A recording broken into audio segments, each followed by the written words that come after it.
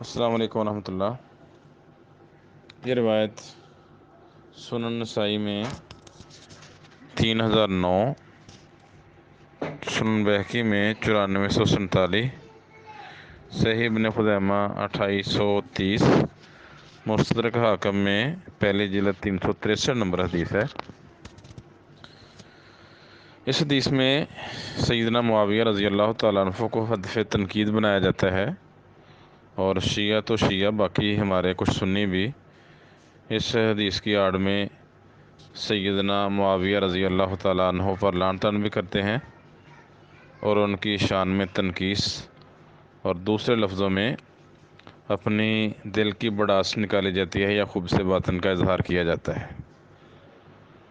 تو روایت بیان کرنے سے پہلے اگر اس کی محدثین کی کسی بھی حدیث کے ثبوت میں صحت حدیث کی 5 شرطیں پڑھ لی جائیں تو ایسی احادیث پر صحت کا حکم لگانے سے بھی کافی بچت ہو جاتی ہے۔ جس کسی کو غلطی سے کسی نے اس پر حکم لگا بھی دیا ہو تو آنکھیں بند کر کے کسی کا حکم تسلیم نہیں کیا جاتا۔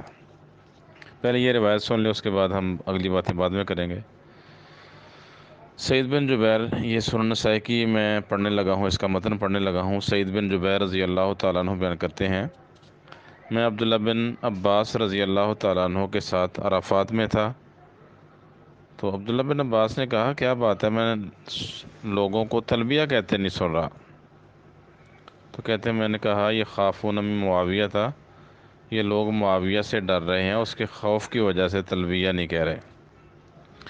فخرج ابن عباس من فستاتے ہی، عبداللہ بن عباس اپنے خیمے سے باہر نکلے اور کہنے لگے لبیک اللہم لبیک، یہ تلبیہ کہنا شروع کیا اور کہا فَإِنَّهُمْ قَدْ تَرَكُوا السُّنَّةَ مِن بُغْضِ عَلِيٍّ، ان لوگوں نے علی کے بغض میں نبی کی سنت چھوڑ دی۔ تو یہاں حضرت معاویہ کے ڈر کی وجہ سے ایک مروجہ سنت کا نہ کیا جانا ثابت کیا جا رہا ہے، اور اس پر معاویہ رضی اللہ تعالیٰ عنہ کو خلاف سنت یا سنت کا ایک دشمن کے طور پہ پیش کیا جاتا ہے۔ دوسری روایت ہے، سنن بہقی کا متن یہ ہے کہ سعید بن جبیر رحمہ اللہ کہتے ہیں ہم عبداللہ بن عباس کے ساتھ عرفہ میں تھے، تو انہوں نے کہا سعید لوگ تلبیہ نہیں کہہ رہے، کیا بات ہے؟ تو میں نے کہا یہ لوگ معاویہ سے ڈرتے ہیں۔ تو عبداللہ بن عباس اپنے خیمے سے نکلے اور تلبیہ کہنے لگے لبیک اللہم لبیک وَإِن رَاغِمَ أَنْفُ مُعَاوِيَةَ، معاویہ کی ناک خاک آلود ہو، اس کو اس سے چیڑ آئے، تب بھی میں یہ کلمات کہوں گا۔ اور ساتھ کہا اللہم لعنہم، اے اللہ ان پر لعنت کر، معاویہ اور اس کے جو حواری ہیں۔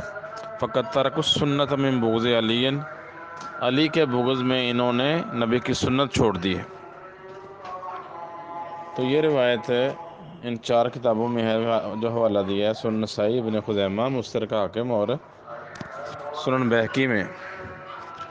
لیکن یہ روایت رسول اللہ صلی اللہ علیہ وسلم ان سے عبداللہ بن عباس سے ثابت نہیں ہے، کیونکہ اس میں خالد بن مخلد راوی ہے، القطوانی، ابو الہیثم البجلی۔ حافظ ابن حجر کہتے ہیں صدوق یتشیع ولہ افراد، یہ صدوق درجہ کا راوی ہے، شیعت میں غلو کرنے والا ہے، بہت آگے بڑھنے والا، اور اس کی کچھ ایسی روایتیں ہیں جو لوگوں سے ہٹ کے ہیں، منفرد روایتیں۔ تو یہ صدوق بھی کہہ دیں تو اصول حدیث کا قاعدہ ہے کہ جو شخص اپنے مذہب کی تائید میں وہ کوئی روایت کرے تو اس کی روایت قبول نہیں ہوتی۔ تو یہاں شیعہ حضرت معاویہ کی تنقیص میں روایت کر رہا ہے، تو ایک تو اس اصول کے تحت یہ روایت رد ہو گئی۔ دوسرا، تحریر تقریب و تہذیب میں ڈاکٹر بشار آباد اور شعیب اور نوت نے اس کو ضعیف قرار دیا ہے، اور ضعیف کی علتیں میں بیان کیا۔ ایک تو امام احمد کا قول پیش کیا کہ اس کی احادیث منکر حدیثیں ہیں، کئی حدیثیں، اور ابن سعد نے اس کو منکر الحدیث قرار دیا ہے، اور کہا فی التشیع مفرطن، یہ تشیع میں شیعہ مذہب میں حد سے بڑا ہوا تھا۔ وَكَتَبُ عَنْهُ ضرورتاً، محدثین اس کی ضرورت کی روایتیں لیتے تھے، باقی روایتیں چھوڑ دیتے تھے۔ اور جوزجانی نے کہا ہے کانا شتامن مولنا بسوء مذہب ہی، یہ صحابہ پر لعن طعن کرنے والا، شتام، گالم گلوچ کرنے والا تھا اور اپنے برے مذہب کا اعلانیہ اظہار کرتا تھا۔ تو اس کے علاوہ امام ساجی نے، ابو العرب کیروانی نے، اوکیلی اور دیگر محدثین نے اس کو ضعیف راویوں میں شمار کیا ہے۔ اکا دکا محدث نے اس کی توثیق کر دیا، کچھ صدوق کہہ دیا کسی نے، لیکن اس کے باوجود یہ شیعہ تو اٹل ہے کہ یہ شیعہ ہے اور شیعت کی ترویج میں پیش تھا۔ تو ایک تو اس کے بارے میں فیصلہ کیا ہے، یہ ضعیف ہے، دوسرا یہ شیعہ ہے، اور شیعت کے فروغ میں جو روایت ہوگی وہ شیعہ راوی کے قبول نہیں ہوتی۔ السلام علیکم۔